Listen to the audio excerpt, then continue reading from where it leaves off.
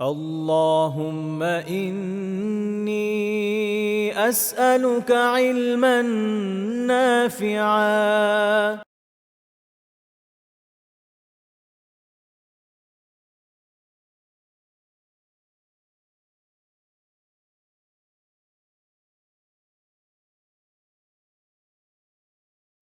إن الحمد لله نحمده ونستعينه ونصلي على رسوله الكريم وعلى آله وصحبه أجمعين أما بعد।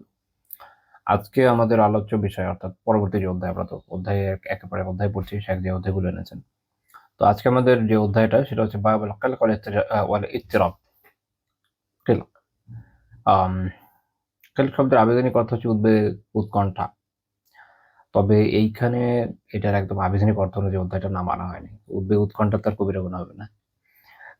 মূলত এটা পরবর্তী সময়ে এটা একটা ভিন্ন অর্থে বেশি প্রযোজ্য হয়, যে কারণে যেমন নাজরাতুন নাঈম একটা কিতাব আছে, নাজরাতুন নাঈম ফি মাকারিমি আখলাকি রাসূলিল কারীম। ওই কিতাবে ওরা একটা সুন্দর কথা লিখেছিল, সেটা হচ্ছে যে সালাফের কিতাবে এই এই শব্দে এটার প্রয়োগ আসে না, মানে যে বিষয়টাকে প্রকাশ করার জন্য এটা ব্যবহার করা হচ্ছে। তো তাহলে ওইটা আমাদের মূল উদ্দেশ্য না, আবিধানিক অর্থটা মূল উদ্দেশ্য।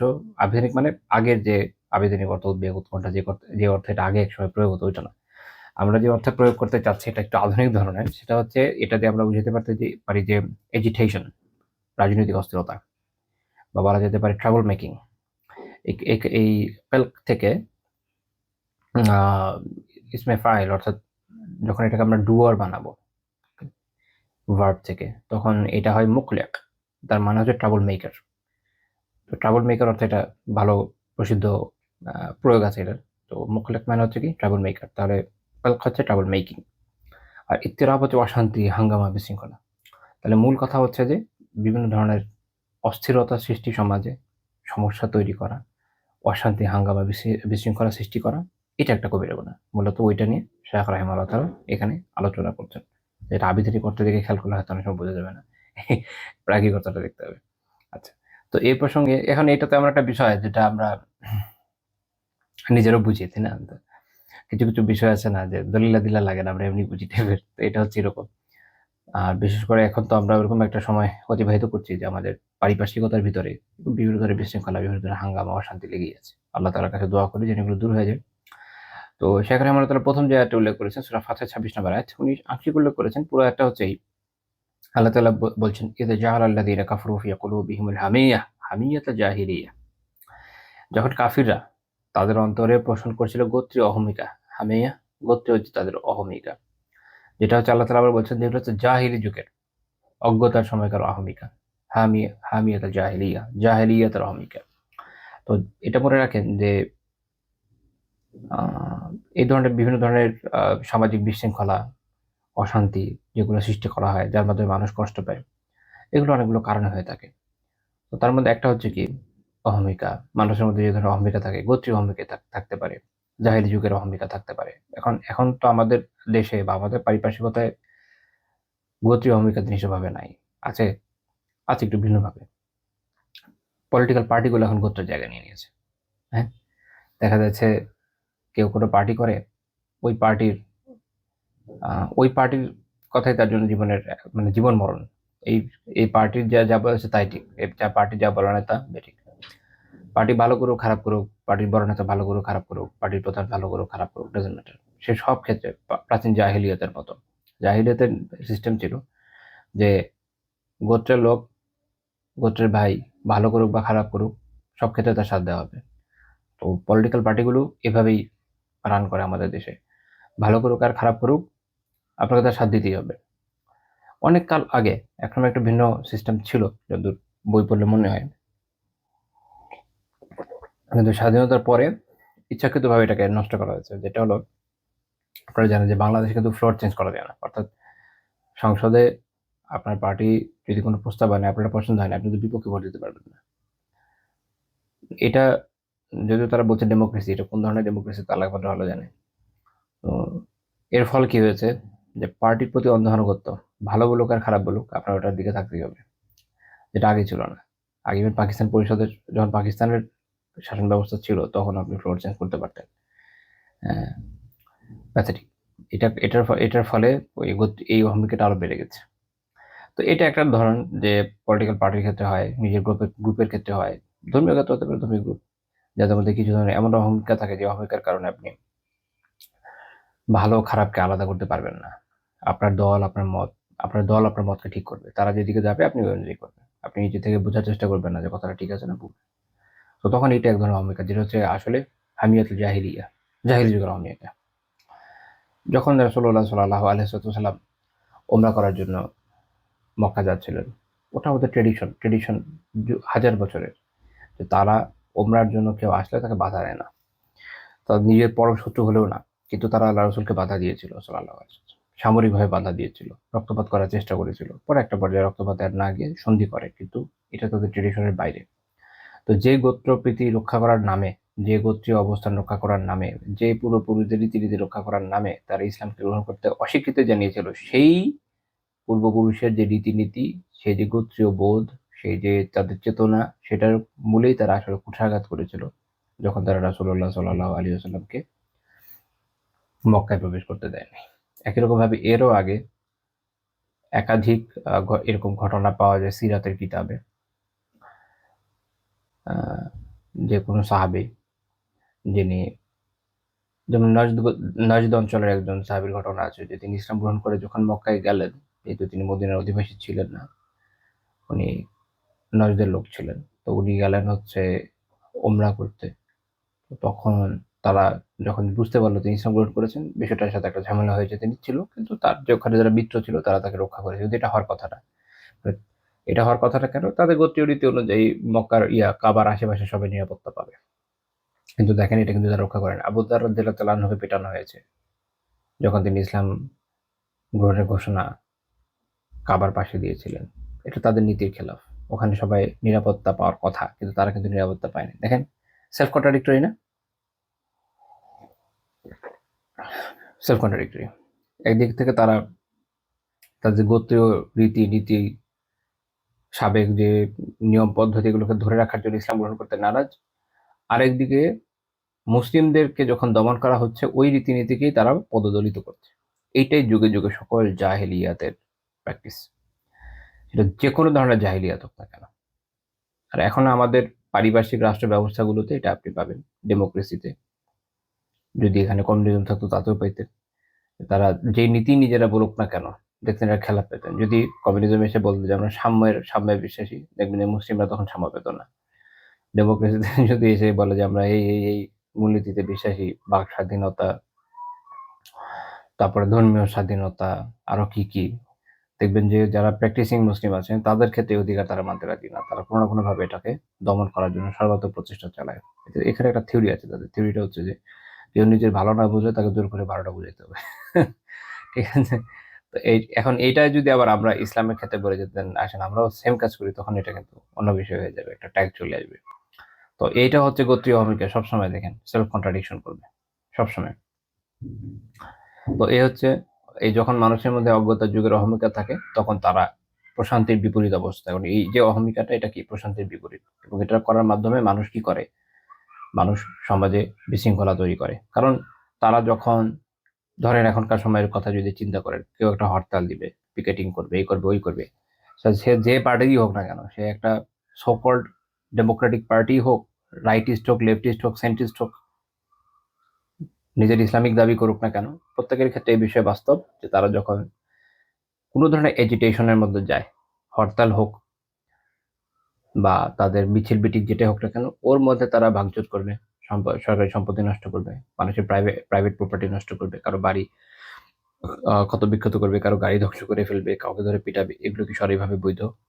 কোনোভাবেই বৈধ না। কিন্তু তারা এটাকে কোনো না কোনোভাবে দেখবে যে বৈধতা দিয়ে বসে থাকবে। এটার কারণ হচ্ছে তাদের গোত্রীয় ভূমিকা, তাদের মধ্যে যে হামিয়া রয়েছে, সেটা থেকে তাদের মনে হয়েছে যে পার্টির জন্য যা করছে সবই ঠিক আছে। পার্টিকে নামের আগে ইসলামিক লাগিয়ে দিলে আমি এমনি জান্নাতে চলে যাবো, দুনিয়া যা পাবি করি না কেন। আবার যাদের এই বিশ্বাস নাই, যারা হয়তো লেফটিস্ট বা যারা আপনার সেন্ট্রিস্ট পার্টি, তাদের টাইপ হচ্ছে লাইক এরকম, আমার পার্টি যা বলছে ওটা ঠিক, জানার জাহান্নাম নিয়ে চিন্তা করার দরকার নেই, বাট পার্টির কথা আমাকে করতে হবে। তো এর ফলে এই যে বিভিন্ন ধরনের আপনার সোশ্যাল আনরেস্ট গুলো হয়, এর ফলে মানুষ ক্ষতিগ্রস্ত হয়, মানুষের ক্ষতি হয়, এগুলো সবই কুফরের গুনাহের মধ্যে গিয়ে পড়ে, এগুলোর মধ্যে কোনো সওয়াবের বিষয় তো নেই। তো এই জন্য শেখ রাহিমাহুল্লাহ এই আয়াতটা উল্লেখ করেছেন ওই সময়কার জাহিলিয়া যুগের যে একটা প্র্যাকটিস, যেটা আল্লাহ তাআলা উল্লেখ করেছেন, সেটা থেকে উদাহরণ দেওয়ার জন্য, যে কাফিররা যখন এই কাজটা করছিল রাসূলুল্লাহ সাল্লাল্লাহু আলাইহি ওয়াসাল্লামের সাথে, যে তাকে তাদের নীতি রীতিকে বিসর্জন দিয়ে কোনোভাবেই তাকে তারা মক্কায় প্রবেশ করতে দিবে না। আল্লাহ তাআলা বলছেন, ইয জাআলা আল্লাযীনা কাফারু ফি কুলুবিহিম আল হামিয়াতাল জাহিলিয়াহ, যখন কাফিররা তাদের অন্তরে প্রকাশন করেছিল গোত্রীয় অহমিকা, জাহিলিয়াতের অহমিকা। ফাআনজালাল্লাহু সাকিনাতাহু আলা রাসূলিহি ওয়া আলাল মুমিনিন, তখন আল্লাহ তার রাসূলের সাল্লাল্লাহু আলাইহি ওয়াসাল্লাম এবং মুমিনদের উপরে সেও প্রশান্তি নাযিল করলেন। তাহলে এর বিপরীত হলো কি? প্রশান্তি, সাকিনা। ওয়া আলজামাহুম কালিমাতাত তাকওয়া, এবং তাদের তাকওয়ার কালিমায়, তাকওয়ার কথায় সুদৃঢ় করলেন। ওয়া কানু আহাক্কা বিহা ওয়া আহলাহা, আর তারাই ছিল এর অধিকতর যোগ্য ও উপযুক্ত। ওয়া কানা আল্লাহু বিকুল্লি শাইইন আলিমা, আর আল্লাহ সবকিছু সম্পর্কে সর্বজ্ঞ। তো এখানে একটা শিক্ষা, যে এরকম ক্ষেত্রে মুসলিমদের করণীয় কি? শেখ সাদি রহমানুল্লাহ এর তাফসীরে বলছেন, ফালাম ইয়াহমিলহুমুল গাদাব আলা মুকাবালাতিল মুশরিকিন বিমা কাবালুহুম বিহ, মুশরিকরা যে আচরণ মুসলিমদের সাথে করেছিল, তাদের বিপরীতে ক্রোধ মুসলিমদেরকে তাদের সাথে ওই আচরণ করতে প্ররোচিত করেনি। এটা মনে রাখেন। আমরা যখন এরকম সিচুয়েশন গুলো দেখি, যারা আলহামদুলিল্লাহ দিন পালনের চেষ্টা করে, যাদের তাকওয়া অর্জনের চেষ্টায় আছেন, তাদের অনেক সময় একটা কষ্ট হয়, চিন্তা হয় যে আমরা আসলে এরকম ক্ষেত্রে কি করব, আমাদের সাথে এগুলো হচ্ছে। তো এই আয়াত আমাদের একটা দিক নির্দেশনা দিচ্ছে। সাহাবীরা কি করেছেন? তারা কিন্তু প্ররোচিত হন নাই। তারা প্ররোচিত তো হনই নাই, বাল সাবারু লিহুকমিল্লাহ, তারা আল্লাহ তাআলার ফয়সালার জন্য ধৈর্য ধারণ করেছে। অর্থাৎ আল্লাহ তাআলা যা বলেন, আল্লাহ তাআলা যা জানান, যা রেখেছেন, সে অনুযায়ী আগাবেন। ওয়ালাতাজামু শুরুতাল্লাতী ফিহা তা'যীমু হুরুমাতিল্লাহি ওয়ালাউ কানাত মা কানাত ওয়ালাম ইউবালু বিকাউলিল কাইলিনা ওয়ালা লাউমিল লাইবিনা, তারা আমার সব শর্ত মেনে চলেছেন, যেগুলোর মধ্যে আল্লাহ তাআলার পবিত্র বিধানসমূহের মর্যাদা রক্ষা করা হয়েছিল, শর্ত যেমনই হোক না কেন। অর্থাৎ যে শর্তগুলোতে তারা একমত হয়েছে, যেটাতে ইসলামের কোনো ক্ষতি হয়নি, সেগুলো তারা মেনে নিয়েছেন ওই সময়। এবং এক্ষেত্রে এই যে তারা সবর করছেন, এটাতে হয়তো সমালোচনাকারীরা সমালোচনা করতে পারতো যে আরে তারা কেন সবর করছে, সবাই নেমে পড়েছে, সবাই নেমে পড়েছে যার যার সুবিধা উদ্ধারের জন্য, তো এরা কেন চুপচাপ বসে আছে, সমালোচনা করছে, নিন্দুকরা নিন্দা করবে। তো তিনি বলছেন যে তারা সমালোচনাকারীদের কথা কিংবা নিন্দুকদের তিরস্কারের কোনো গুরুত্ব দেয়নি। শেষ কথা এটা। আমাদের মূল দেখার বিষয় হচ্ছে যে একটা কাজ আমরা করবো, তার আগে আমরা দেখবো যেটা কি কোরআন সুন্নাহ অনুযায়ী ঠিক আছে কি নাই, ইসলামী শরিয়া এটাকে ঠিক বলে কি না। যদি ঠিক বলে আমরা করলাম, যদি না বলে আমরা করব না। এখন এটা করতে গিয়ে হতে পারে যে আমরা সামাজিকভাবে একটু পিছিয়ে যেতে পারি, হতে পারে যে এখানে অনেক সুবিধা আছে যেগুলো আমরা পাচ্ছি না, অন্যরা নিয়ে নিচ্ছে। তারা আপাতভাবে দুনিয়াবীভাবে নিজেদেরকে সফল মনে করতে পারে, কিন্তু ইনশাআল্লাহ তাআলা আখিরাতের কল্যাণটা আমাদের জন্যই, এটা মাথায় রাখতে হবে। আর এই কথাটা যার মাথায় আছে, সে ইনশাআল্লাহ তাআলা এই ধরনের অ্যাজিটেশনে অংশ নেবে না। তো দেখবেন যে যখনই এমন কিছু হয়, যে কোনো ধরনের সোশ্যাল এই ধরনের এজিটেশনের ক্ষেত্রে দেখবেন যে কম বেশি সবার একটা ডায়লগ থাকে, হুজুরা বসে আছে, হুজুরা কি করবে, আপনাদের মতো কি হারাম কাজে লিপ্ত হবে? লিপ্ত হয়ে কি লাভ হবে? লিপ্ত হয়ে কি লাভটা হবে? এক তো হচ্ছে যে আখিরাতের ক্ষতি, অন্যদের চেয়ে তাদের বেশি ক্ষতি, কারণ অন্যরা জানে না, অজ্ঞ, কিন্তু তারা তো জানে। যারা জানে তারা অন্যদেরকে পথ দেখাবে, পথে ধাবিত করবে। তারাই যদি অজ্ঞদের পিছনে দৌড়ায় তাহলে কিভাবে হবে? এক। দুই নম্বর হলো, যেহেতু জানে, সেই জন্য তাদের পাকড়াও তো আখিরাতে আরো কঠিন হবে। তাদেরকে তো আল্লাহ বলেন না যে নিন্দুকের নিন্দা আর তিরস্কারকারীদের তিরস্কারের ভয়ে একটা পাপড়ি হলো, এটা তো তারা করতে পারে না। এইটা তারা করতে পারে যাদের ওই জ্ঞানটা নাই। দেখছে সবাই যাচ্ছে, ও ধরে ধরে চলে যাচ্ছে, এটা কি একজন মুমিনের কাজ? এটা কি একজন জ্ঞানী লোকের কাজ? তো এটা তো তারা করতে পারে না। আমাদের এই জন্য আদর্শ হচ্ছে রাসূলুল্লাহ সাল্লাল্লাহু আলাইহি ওয়াসাল্লামের জীবনে, সাহাবীদের জীবনে, আমাদের সালাফদের জীবনে এবং ইসলামী শরিয়াতে যা আছে তা। সেখানে এটাই আমাদের শিক্ষণীয় বিষয়, যে আমরা এমন ধরনের কোনো কাজে যাব না যেটা আলটিমেটলি এমন ধরনের আনরেস্ট তৈরি করে, যেটা সরাসরিভাবে বৈধ না। আবার আরেকটা বিষয় আছে, এমন একটা বিষয় যে বৈধ হলো, কিন্তু সেটাকে সঠিকভাবে পরিচালিত করা, সঠিক দিকে পরিচালিত করা এবং সেটা থেকে একটা ভালো মতো সেখান থেকে ফল উঠে নিয়ে আসা, এই যোগ্যতা হয়তো আমাদের নাই, ধরলাম আমরা এমন একটা সিচুয়েশন, বা সেই সক্ষমতা নাই, তখন এটা আমরা করবো না। এটা আগে হিসাব করে নিতে হবে।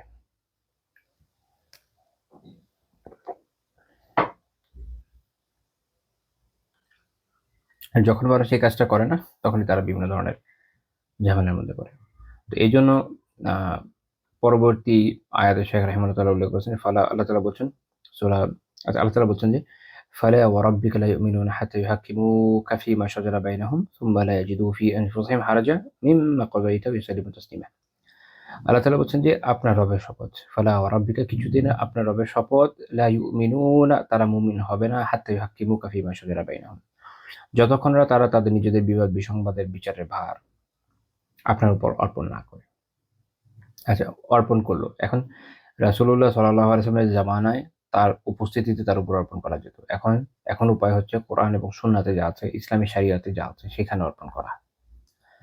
সুম্মা লা ইয়াজিদু ফি আনফুসিহিম হারাজা মিম্মা কাদাইতা এরপরে আপনি যে মীমাংসা করেছেন, অর্থাৎ ইসলামী শরিয়া যে মীমাংসা করছে সে বিষয়ে ফি আনফুসিহিম নিজেদের মধ্যেই। বিষয়টা এরকম না খালি এরে ওরে বলে বেড়ানোর ক্ষেত্রে।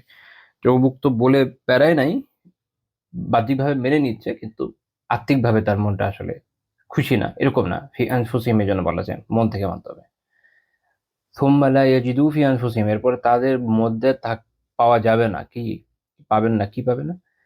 হারাজা, কোন ধরনের দ্বিধা, কোন ধরনের দ্বিধা।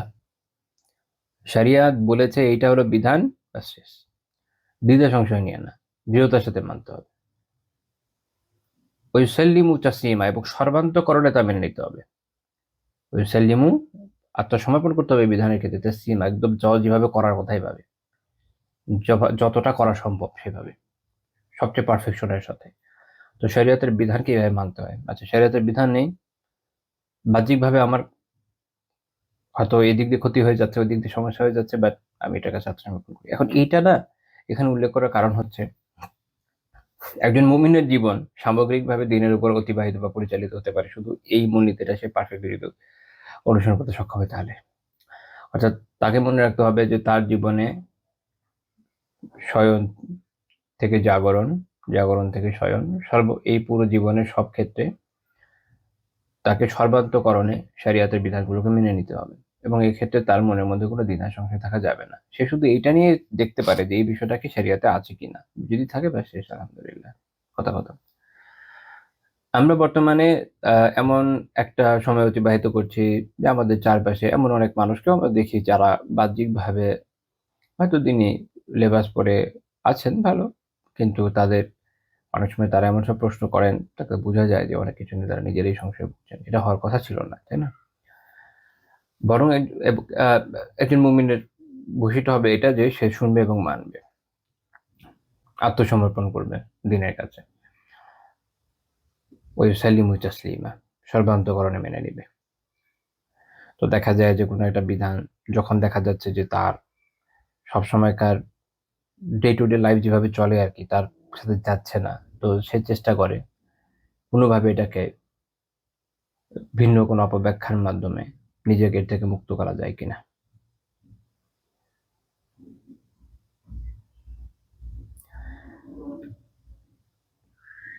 বা কোনো না কোনো ভাবে নিজেকে এটা থেকে বাঁচিয়ে রাখা যায় কিনা। তো বেসিক্যালি এই বৈশিষ্ট্যটা হচ্ছে বিভিন্ন গুমরাহ ফিরকার, যারা কখনো দেখা যায় যে হয়তো কোরআনের আয়াত বা হাদিস থেকে যে ইলম আসছে, হয় বিভিন্ন অজুহাতে এটাকে প্রত্যাখ্যান করে বা অপব্যাখ্যা করে বা অর্থশূন্য করে, অর্থাৎ পড়ে যায় ঠিকই, ওটার অর্থকে অ্যাকসেপ্ট করতে রাজি হয় না। এরকম বিভিন্নভাবে তারা বিভ্রান্তির দিকে চলে যায়। এই সকল সমস্যা থেকে বাঁচার উপায় হচ্ছে এটা, দিন যেভাবে এসছে ওটাকে এভাবে অ্যাকসেপ্ট করে নেয়া। তো এইটা যখন আপনি করবেন, শরিয়াতে সকল বিধান আপনি খুব সহজে গ্রহণ করতে পারবেন। আপনার মনের মধ্যে কোনো কেন কিন্তু থাকবে না, কষ্ট থাকবে না। কারণ আপনি জানেন এটা আল্লাহ তাআলার তরফ থেকে এসছে। আর আল্লাহ তাআলা যেটা দিয়েছেন এটা ঠিক আছে। তো যদি এই সমস্যা যেটা নিয়ে আমরা আলোচনা শুরু করেছিলাম, বিভিন্ন ধরনের এজিটেশন, আনরেস্ট, এগুলোর যে ক্ষতি, যেগুলোর কারণে মানুষের ক্ষতি হয়ে যায়, যেগুলো শারীরিকভাবে বৈধ না সেসব জায়গাগুলোতে, সেটা থেকে যদি বাঁচতে হয় তাহলে তাকে এই নীতির উপরে আসতে হবে, যেটা একটু আগেই বলছিলাম। কি যে অনেক সময় মনে হয় যে হুজুরদের তো এটাতে যাওয়া দরকার, তাড়াতাড়ি এখনই দূরে যাওয়া উচিত, সবাই চলে যাচ্ছে। তাকে আগে নিজেকে প্রশ্ন করতে হবে, বা যে কোনো মুমিনকে নিজেকে প্রশ্ন করতে হবে যেটা শারীরিকভাবে বৈধ কিনা। যদি বৈধ না হয় মেনে নিবে, এবং অন্তরে এটা নিয়ে কোনো দ্বিধা থাকবে না, এবং মেনে নিবে সর্বান্তঃকরণে, কোনো দ্বিধা ছাড়া দৃঢ়তার সাথে মেনে নিবে। মেনে নিয়ে তার উপর আমল করবে, ব্যাস শেষ। সে তো শরীরের উপর আমল করছে, তার টেনশন কি? আপনি না পাপ করলে টেনশন করবেন, আমি এটা পাপ করে ফেলেছি, মাফ কিভাবে পাবো, আল্লাহ কি মাফ করবেন, তবে ইস্তিগফার করি, দান সাদাকা করি, ভয়ের চোটে ঘুমাতে পারি না, এরকম অবস্থা হওয়ার কথা পাপ করলে। আর আমাদের অবস্থা হচ্ছে এরকম, পাপ না করলে মানুষ টেনশনে পড়ে যায়, এই পাপটা করলাম না, মানুষ এখন কি বলবে, সমাজে কি বলবে, অফিসে কি বলবে, সবাই জিজ্ঞেস করবে অমুক পাপের যখন হচ্ছিল তুমি গেছিলা, কেন জানি সবাই গেছে, তুমি পাপটা কেন বললা না, কেন এই বিষয়টার মধ্যে তুমি যুক্ত হলো না, এখন তুমি জাতির ইতিহাসে নিজেকে কিভাবে দায় মুক্তি দিবা, কিভাবে মুখ দেখাবে, ইত্যাদি টাইপের অবস্থা। তো এটা হওয়ার কথা ছিল না। আমাদের দেখার বিষয় হচ্ছে যে আমরা যদি পুণ্য করে থাকি, পাপ অ্যাটলিস্ট না করে থাকি, তো আলহামদুলিল্লাহ। তো পাপের ইস্যু যখন হবে, আমাদের কাজ হচ্ছে ওখানে না যাওয়া, বরং নিজেদেরকে এ থেকে দূরে রাখা। তারপর শেখ রাহিমাহুল্লাহ তাআলা যে আয়াতটা উল্লেখ করেছেন সূরা আল ফাজরের 27 নম্বর আয়াত, আল্লাহ তাআলা বলেছেন, ইয়া আইয়্যাতুহান নাফসুল মুতমাইন্নাহ, হে প্রশান্ত আত্মা। এটা আসলে যখন ফেরেশতারা জান কবজ করবে, তখন তারা, যারা নফসুল মুতমাইন্নাহ, যে সকল নফস প্রশান্ত থাকবে, তাদেরকে বলবে। প্রশান্ত নফস মানে ইমাম কাতাদা বিন দিআমা রাহিমাহুল্লাহ তাআলার বক্তব্য উল্লেখ করেছে ইমাম আব্দুর রাজ্জাক সানআনি রাহিমাহুল্লাহ এবং ইবনে জারীর আত-তাবারী রাহিমাহুল্লাহ তাআলা, সেটা হচ্ছে আল মুতমাইন্নাতু ইলা মা ক্বালা আল্লাহ ওয়াল মুতাসাদ্দিকা বিমা ক্বালা আল্লাহ। আল্লাহ তাআলা যা বলেছেন, আল্লাহ তাআলা যে বিধান যে আল্লাহ তাআলা দিয়েছেন, তাতে সেটা প্রশান্ত। তো আমরা অনেক সবাই তো চাই যে এটা যেন আমাদের বলা হয়। আমাদের মৃত্যুর সময় যেন ফেরেশতারা এসে বলে যে প্রশান্ত আত্মা, তুমি বের হয়ে আসো, এই ফিরে আসো, ইলা রাব্বিকি রাদিয়াতান মারদিয়া, একদম সন্তুষ্ট হয়ে, সন্তুষ্টির সাথে তোমার রবের দিকে ফিরে আসো। তো এটা আমরা চাই এটা বলুক। তো সেটার উপায় হচ্ছে এই যে, এই যখন বলা হচ্ছে যে এটা হচ্ছে নাফসে মুতমাইন্না, তার মানে হচ্ছে যে আল্লাহ তাআলা যা বলেছেন তাতে সে মুতমাইন, তাতে তা প্রশান্ত। অর্থাৎ আল্লাহ তাআলার বিধান সে প্রশান্ত চিত্তে গ্রহণ করেছে এবং সত্যায়ন করেছে আল্লাহ তাআলা যা বলেছেন তাকে। ইমাম আতি আল আউফি রাহিমাহুল্লাহ তাআলার বক্তব্য, ইমাম সারাবী রাহিমাহুল্লাহ এবং ইমাম বাগাবী রাহিমাহুল্লাহ উল্লেখ করেছেন, সেটা হচ্ছে আর রাদিয়া বিকাদাইল্লাহি তাআলা। অর্থাৎ এরা হচ্ছে তারা, যারা আল্লাহ তাআলা যে নির্ধারিত তাকদীর অথবা আল্লাহ তাআলা যে ফয়সালা, যেটা অর্থ করা যেতে পারে, তাতে সন্তুষ্ট। অর্থাৎ তাদের মনের মধ্যে এটা নিয়ে প্রশ্ন থাকছে না যে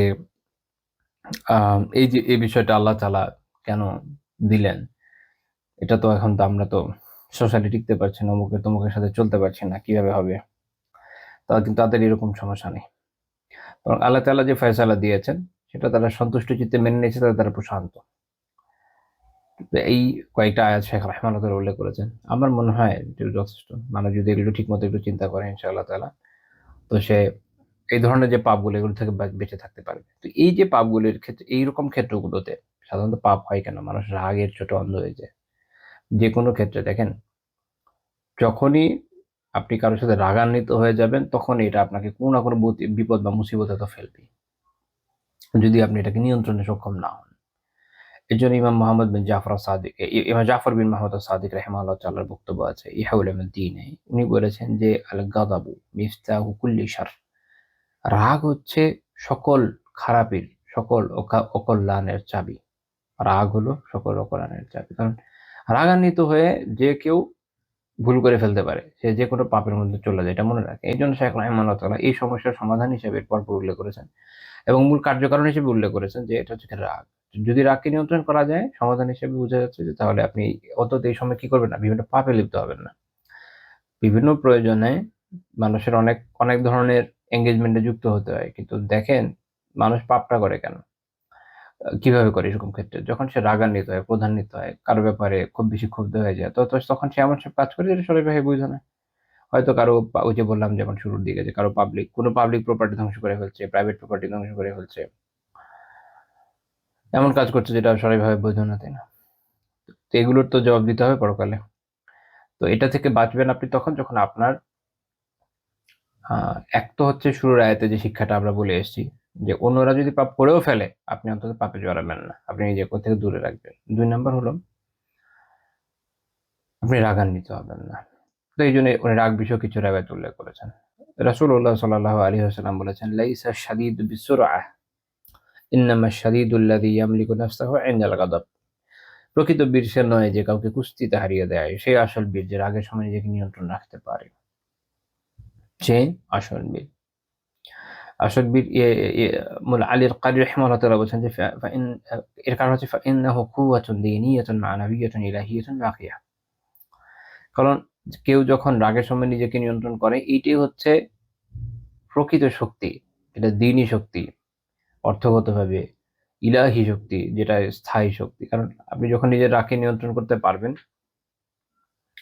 তখন আপনি এটাকে হারাম কাজে ব্যবহার করবেন না। ঠিক? আপনি যখন এটা হালাল কাজে ব্যবহার করবেন। যেমন যে তার রাগকে নিয়ন্ত্রণ করতে পারে, সে এমন জায়গায় যদি রেগে যায় যে এই জিনিসটা হারাম, তো তার তখন আল্লাহ তাআলার কথা মনে আসবে, ভয় হবে, সে নিজেকে থামিয়ে দিবে। হয়তো খুব রেগে গেছে, কারো সম্পদ নষ্ট করতে যাচ্ছে, পরে মনে হবে যে না, এটা তো সঠিকভাবে বৈধ না, আমি নিজেকে থামিয়ে ফেলি। অনেক সময় আমরা এরকম দেখি না যে রাগের কারণে একে অপরকে হত্যা করে ফেলে। ভাই ভাইয়ের সমস্যা, কোনো বিষয় নিয়ে, সম্পত্তি নিয়ে সমস্যা, সম্পত্তি নিয়ে সমস্যা। বসেন, আলোচনা করেন, ঠিক হলে হলো, না হলে নাই। এটা তো আর কাউকে হত্যা করার মতো কোনো অবৈধ বিষয় না। মেরে ফেলবে। তারপরে দেখবেন যে বিভিন্ন ধরনের অ্যাফেয়ারের কারণে একজন একজনকে খুন করে ফেলছে। তারপরে আধিপত্য বিস্তারের জন্য কেউ কাউকে খুন করে ফেলছে। এগুলো মানুষ কখন করে? যখন সে তার নিজের রাগকে নিয়ন্ত্রণে ব্যর্থ হয়। একই দলের লোক একজন একজনকে হত্যা করে ফেলে, বিরোধী দলের লোক। এই যে ইলেকশন ইস্যু আমরা অলরেডি দেখছি বিভিন্ন জায়গায় খুনাখুনি হচ্ছে, একমাত্র আল্লাহ তাআলা জানেন। এখনো তো 12 দিন আছে ওভারঅল। কি অবস্থা হয় শেষ পর্যন্ত? আর কি পরিমাণ লাশ পড়ে একমাত্র আল্লাহ তাআলা জানেন। আল্লাহু আ'লাম। আল্লাহ তাআলার কাছে দোয়া করি আল্লাহ তাআলা শান্তি প্রদান করেন, আমিন। এবং আমাদের সেফ রাখেন। তো এই যে কাজগুলো হচ্ছে, এটা কেন হচ্ছে? ইগোর থেকে। বলেছেন না, জাহেলি ও হামিকা। কারো একটা ইগো আছে, আমার এই কাজ করতে হবে বা এদিক দিয়ে যেতে হবে বা এই আমার অমুক জায়গায় বসতেই দিতে হবে। আপনি দেখবেন যে এত এমন সব কার্যকারণের জন্য মারপিট হয়, যেগুলো বাইরে থেকে যারা দূরে আছি না, আমাদের শুনতে হাস্যকর লাগে। কিন্তু ওইখানে যারা থাকে তাদের জন্য সো সিরিয়াস। তাই মনে করেন যে কেউ কাউকে একটা চেয়ার দিল না। এই মারপিট হয়ে যাবে। এটা চেয়ার পায়নি তো কি হয়েছে? চেয়ারই তো পায়নি। মারপিট হয়ে একজন খুন করে ফেলবে। মানে একটা চেয়ারের জন্য মানুষ খুন হয়ে যাচ্ছে এই দেশে। আম মানে একটা ওই যে কি বলবো আসলে আমি নিজেও বুঝি না। মানে এইটা কোনো কথা? এটা চেয়ারের জন্য মানুষ খুন হয়ে যায়, কোনো রাস্তা দিয়ে যাওয়ার জন্য মানুষ খুন হয়ে যায়, এটার জন্য খুন হয়ে যায়, ওটার জন্য খুন হয়ে যায়। মানে মানুষের জীবনে এই দেশে সবচেয়ে কম দামি বস্তুতে পরিণত হচ্ছে, আল্লাহ মাফ করেন। এটা হচ্ছে কেন? যে রাগের নিয়ন্ত্রণ যেহেতু তার মধ্যে নাই। কিন্তু যখন কেউ তার রাগকে সঠিক জায়গায় মানে সঠিকভাবে নিয়ন্ত্রণ করতে পারবে, সে কি করবে?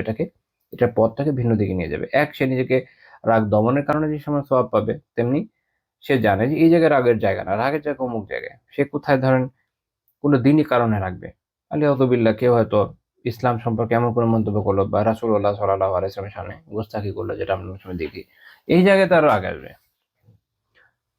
ইসলামের কোনো ইস্যু নিয়ে কিছু হচ্ছে, আ মুমিনদের অধিকার রক্ষার বিষয় আছে, এই জায়গায় তার রাগ আসবে। বা জিহাদ ফি সাবিলিল্লাহর ময়দানে কেউ কুফারদের সাথে লড়ছে, ওই জায়গায় তার রাগ আসবে। কারণ সে তখন এই রাগটাকে কন্ট্রোল করতে জানে। সে জানে এটাকে কোন দিকে নিবো। তখন এটা হচ্ছে, এইজন্য উনি বলছেন, এটা হচ্ছে প্রকৃত শক্তি।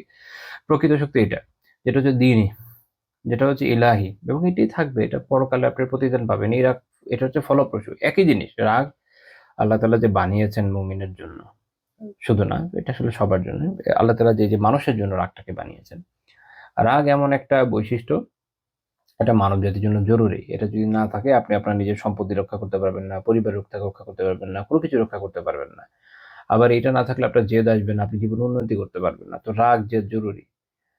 এখন এইটা আপনি যখন ভালো কাজে লাগাবেন ভালো, খারাপ কাজে লাগাবেন তো খারাপ। যখন আপনি নিয়ন্ত্রণ করতে জানেন, আপনি ভালো কাজে লাগাবেন, এটা আপনার কাজে আসবে। যখন পারবেন না, খারাপ কাজে লাগাবেন, আপনার জন্য ক্ষতিকর হয়ে যাবে। তো এইজন্য আলী কারি রাহমাতুল্লাহ বলছেন যে নবী সাল্লাল্লাহু আলাইহি ওয়াসাল্লাম এটার পথকেই চেঞ্জ করে দিলেন। সেটা হচ্ছে বাহ্যিক যে শক্তি প্রদর্শন, যেটাকে আ যেটা বলছে কুওয়াতু যাহিরা, বাহ্যিক যে শক্তি, এটাকে বাতিন দিকে বা অভ্যন্তরীণ শক্তির দিকে এর পথকে পরিচালিত করে দিলেন।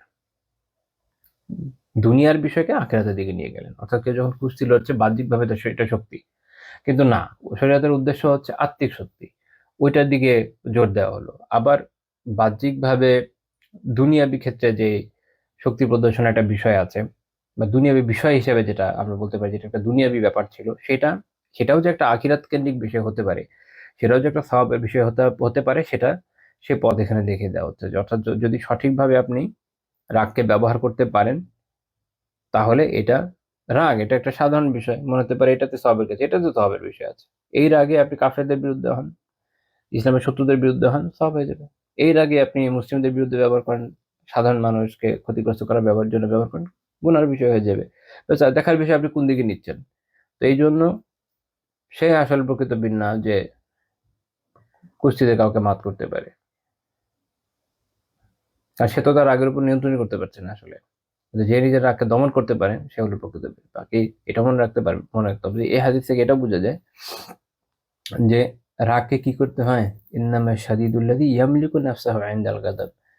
রাগের সময় নিজের উপর নিয়ন্ত্রণ থাকে, তার মানে আপনাকে অবশ্যই রাগকে এক্সিকিউট করার সক্ষমতাও থাকতে হবে। আর যার ক্ষমতাই নাই, ও আর কি দমন করবে, ও তো এমনি বিমিও করবে, সে তার কথা বলা হয়নি।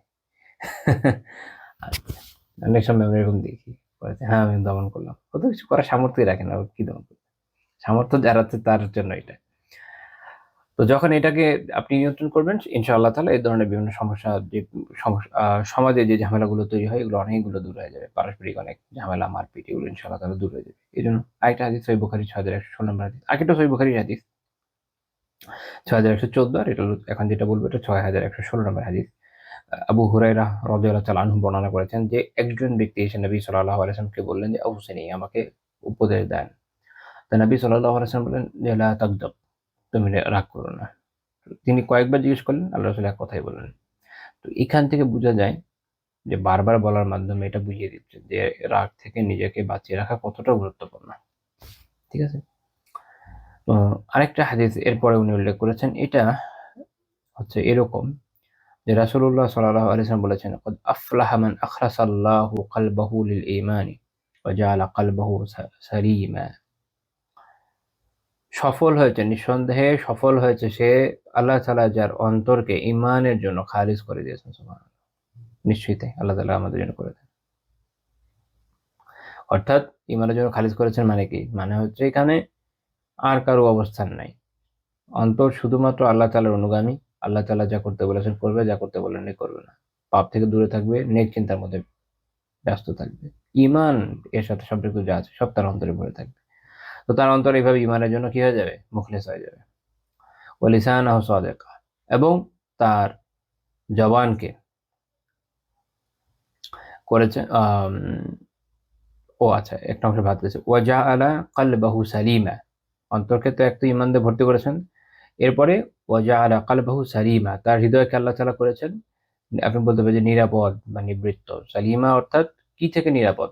নিরাপদ হচ্ছে হিংসা থেকে, বিদ্বেষ থেকে, বিভিন্ন রকমের যত আখলাকে যামিমা বা নিন্দনীয় আখলাক আছে সেগুলো থেকে, এগুলো খারাপ যত বৈশিষ্ট্য আছে, গাফলাত, এই যে উদাসীনতা খুব খারাপ একটা বৈশিষ্ট্য, এগুলো থেকে। অর্থাৎ অন্তরকে যখন আল্লাহ তাআলা আপনাকে এইসব যত রকমের আত্মিক রোগ আছে তার থেকে নিরাপদ রাখছেন, এটা হচ্ছে সেই কথা।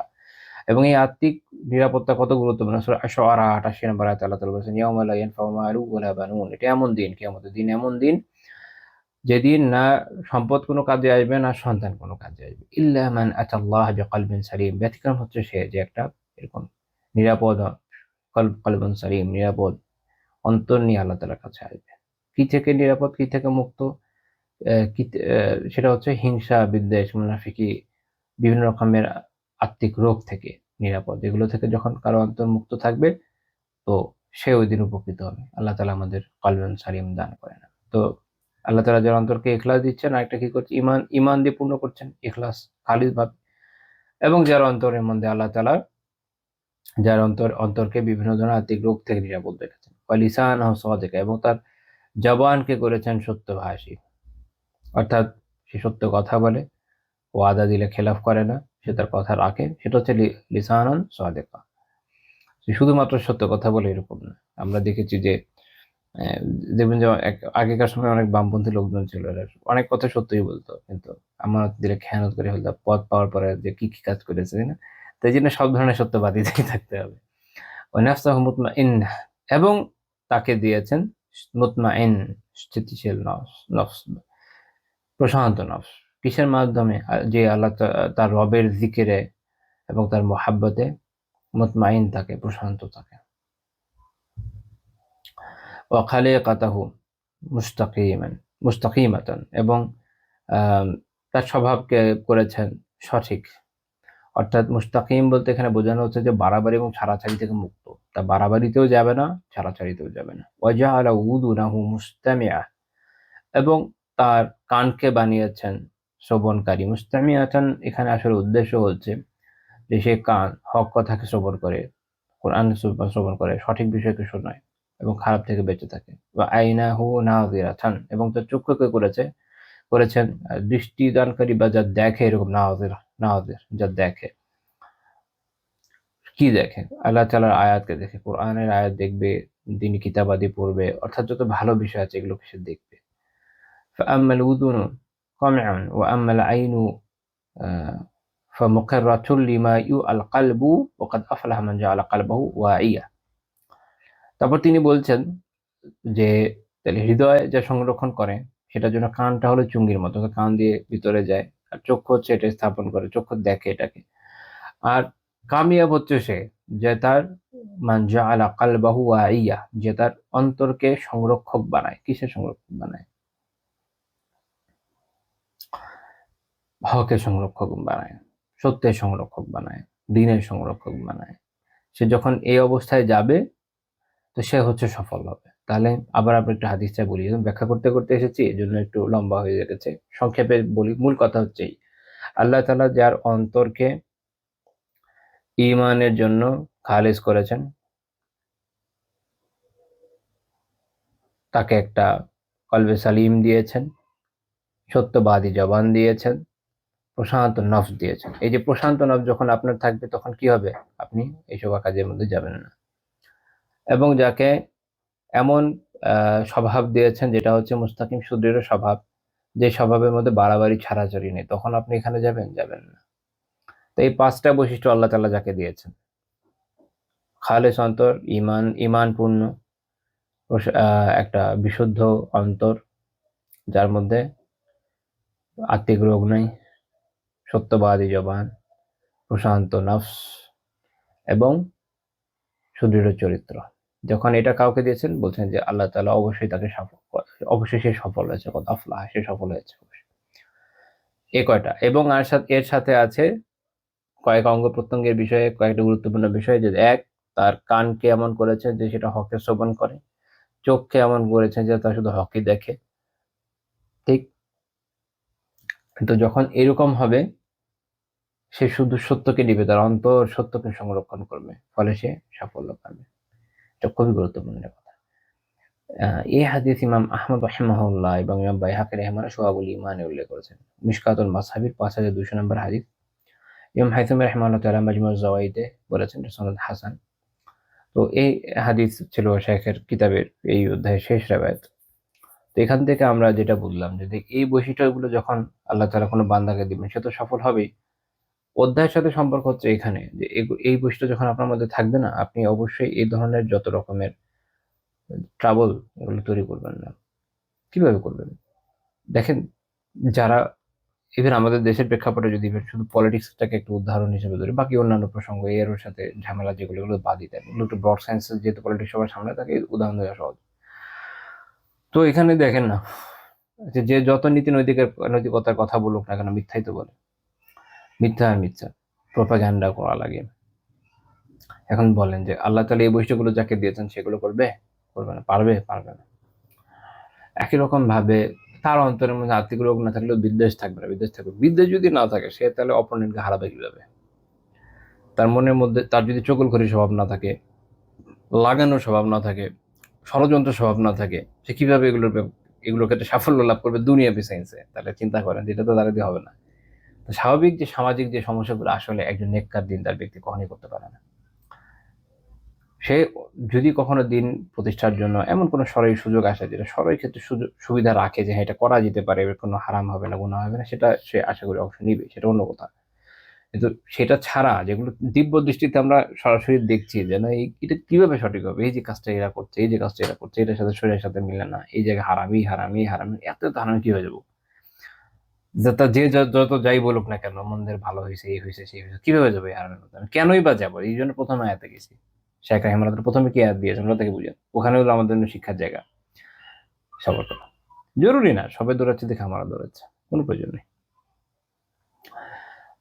আহ তো যখন আপনি রাগকে নিয়ন্ত্রণ করবেন, নিজের অন্তরকে সুদৃঢ় রাখবেন, ইনশাআল্লাহ তাআলা এরকম বিভিন্ন সমস্যা থেকে নিজেকে রক্ষা তো করতে পারবেন এবং আপনি আপনার একটা পথ পাবেন। এখানে একটা ইন্টারেস্টিং বিষয়, তো দেখেন, যদি এখন এই যে ইস্যু নিয়ে আমরা আলোচনা করছি, এটা তুলনামূলক একটু বলা যেতে পারে একটু সমসাময়িক, 100-200 বছর ধরে এই বিষয়গুলো অনেক বেড়ে আসছে। আগে ঠিক এই ক্যাটাগরি ছিল না, কিন্তু আপনি এটারও কিন্তু আহ করণীয় এবং বর্জনীয় কোরআন থেকে হাদিস থেকে পাচ্ছেন, প্রত্যক্ষ না পেলেও পরোক্ষ পাচ্ছেন। এটা হচ্ছে শারিয়া ইউনিভার্সিটি। এ প্রসঙ্গে আমি আরেকটা দুইটা কথা উল্লেখ করবো সালাফ থেকে।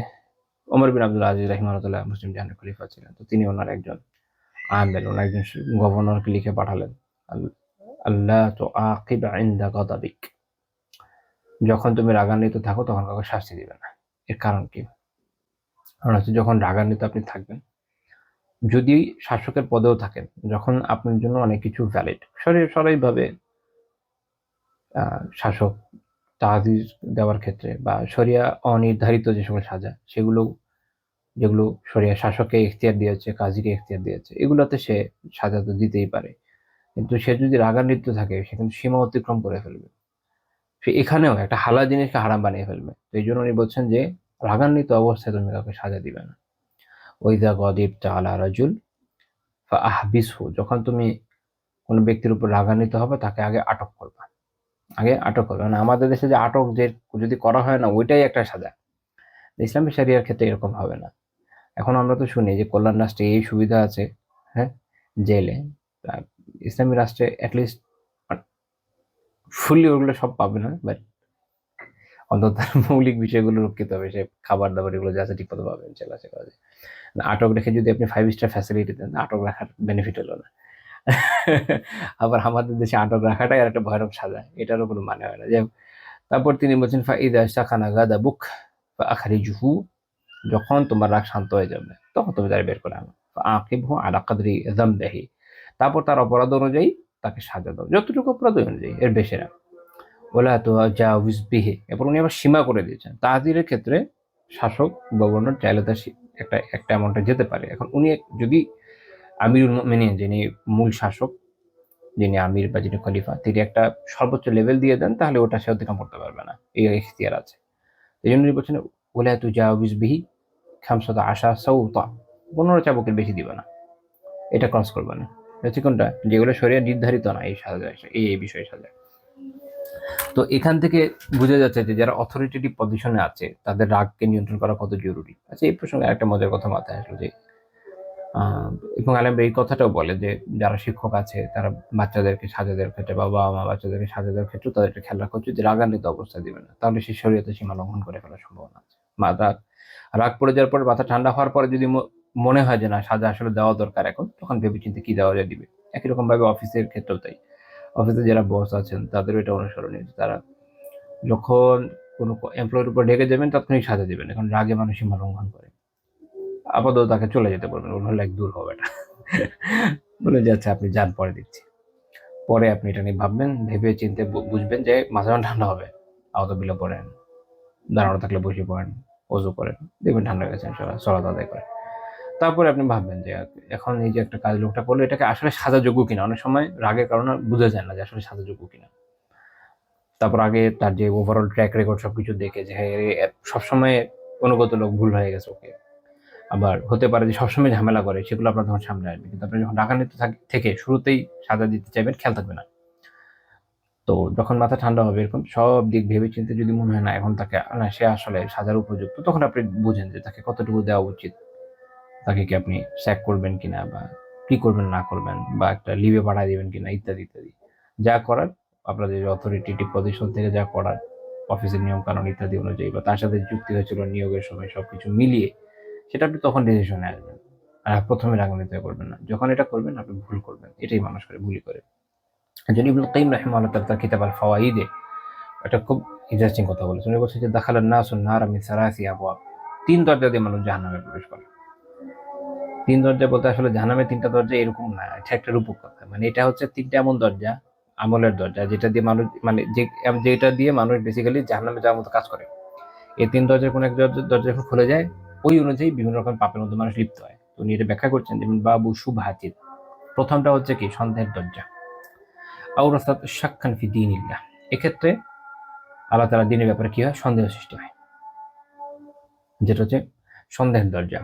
তো সন্দেহের দরজা সবচেয়ে ভয়ানক দরজা প্রাথমিক ক্ষেত্রে, এবং বিপুল পরিমাণ মানুষ এগুলোর মাধ্যমে জাহান্নামে চলে যায়।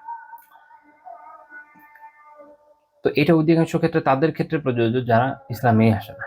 আচ্ছা, তারপরে হচ্ছে যারা ইসলামে আসে তারাও যে, এবং যারা ইসলামে আসে না তারাও দ্বিতীয় যে দরজা, এই দ্বিতীয় দরজা দ্বারা যারা ইসলামে আসে না তারাও ইফেক্টেড। অনেকে এই দরজা দিয়ে এই দরজায় ঢুকে যাওয়ার কারণে ইসলামে আসতে চায় না, যে আমার তো এই আমলটা বাদ হয়ে যাবে। আর যারা ইসলামের উপর আছে তারাও এর দ্বারা প্রভাবিত হয়ে বিভিন্ন ধরনের পাপে লিপ্ত হয়। সেটা কি, সেটা হচ্ছে বাবু শাহওয়া, প্রবৃত্তির দরজা। উনি বলছেন যে আওরাসাত তাকদীমাল হাওয়া আলা তাআতিহি ওয়া মারদাতিহি, আল্লাহ তাআলার অনুগত্য, আল্লাহ তাআলার আনুগত্য, আল্লাহ তাআলার সন্তুষ্টির উপরে নিজের খেয়াল খুশিকে, নিজের প্রবৃত্তিকে অগ্রাধিকার দিতে এটা বাধ্য করে। তখন যখন মানুষ প্রবৃত্তির দরজা দিয়ে প্রবেশ করে তখন তার কি হয়, প্রবৃত্তির যে চাহিদা, প্রবৃত্তির যে কামনা বাসনা, এটাকে পূরণ করার জন্য সে আল্লাহ তাআলার আনুগত্য করতে চায় না, আল্লাহ তাআলার সন্তুষ্টি কাজ করতে চায় না। আল্লাহ তাআলার সন্তুষ্টির জন্য তার সালাতে যাওয়ার কথা, সেই সময় হয়তো কোনো একটা মাল্টিপ্লেক্সের মধ্যে গিয়ে সিনেমা দেখবে। আল্লাহ তাআলার সন্তুষ্টির জন্য তার হারাম রিলেশন থেকে বেঁচে থাকার কথা, সে এই সময় তো মুগ্ধের সাথে হারাম রিলেশনে লিপ্ত থাকবে। আল্লাহ তাআলার সন্তুষ্টির জন্য তার ঘুষ খাওয়ার কথা না, সে হয়তো এটা করে ফেলবে। তো অমুক হারাম কাজ করার কথা না, এগুলো সব কিছু করবে। তো এটার কারণ হচ্ছে শাহওয়াত বা প্রবৃত্তিকে আল্লাহ তাআলার আনুগত্য এবং আল্লাহ তাআলার সন্তুষ্টির উপর প্রাধান্য দেয়া। এটার মাধ্যমে, এটা হচ্ছে দ্বিতীয় দরজা, এটা খুবই খুবই খুবই ক্রিটিক্যাল, খুবই ক্ষতিকর দরজা। দুইটা হলো, একটা সন্দেহ আর একটা কি প্রবৃত্তি। 3টা বা বাবু গাদামিন। তৃতীয় দরজা হলো ক্রোধের দরজা, রাগের দরজা। আওরাসাতিল উদওয়ানা আলা খালকিহি, এক্ষেত্রে যেটা হয় যে আল্লাহ তাআলার যারা সৃষ্টি, সেই সকল সৃষ্টিগুলোর উপর জুলুম এবং সীমা লঙ্ঘনের দিকে ব্যক্তিকে এই দরজা দিয়ে প্রবেশ করলে সেটা ঠেলে দেয়। অর্থাৎ রাগের কারণে আল্লাহ তাআলা সৃষ্টির উপরে তারা জুলুম করে, সীমা লঙ্ঘন করে, ফলে আল্লাহ তাআলার ক্রোধের উদ্রেক হয়, ফলে আল্লাহ তাআলা তার প্রতি খুব ধ্বংস হয়ে যায়। তো প্রথম দুইটা বেসিক্যালি সরাসরি আল্লাহ তাআলার হুকুকের সাথে সম্পৃক্ত, আর শেষেরটা মাখলুকের হুকুকের সাথে সম্পৃক্ত। যে 3 দরজার ব্যাপারে আমাদের খুব সতর্ক থাকা দরকার। একটা কি বাবু শুবহা, সন্দেহের দরজা, বাবু শাহওয়া, প্রবৃত্তির দরজা, বাবু গদব, রাগের ক্রোধের দরজা। তো এগুলো থেকে যদি আমরা বেঁচে থাকতে সক্ষম হই, তো আল্লাহ তাআলা তৌফিক দিলে ইনশাআল্লাহ তাআলা আমরা এই ধরনের পাপ, এই ধরনের সমস্যা থেকে বেঁচে থাকতে সক্ষম হব। তো আমাদের আজকের আলোচনা এই পর্যন্ত থাকবে। সুবহানাকা আল্লাহুম্মা ওয়া বিহামদিকা লা ইলাহা ইল্লা আনতা আস্তাগফিরুকা ওয়া আতুবু ইলাইক।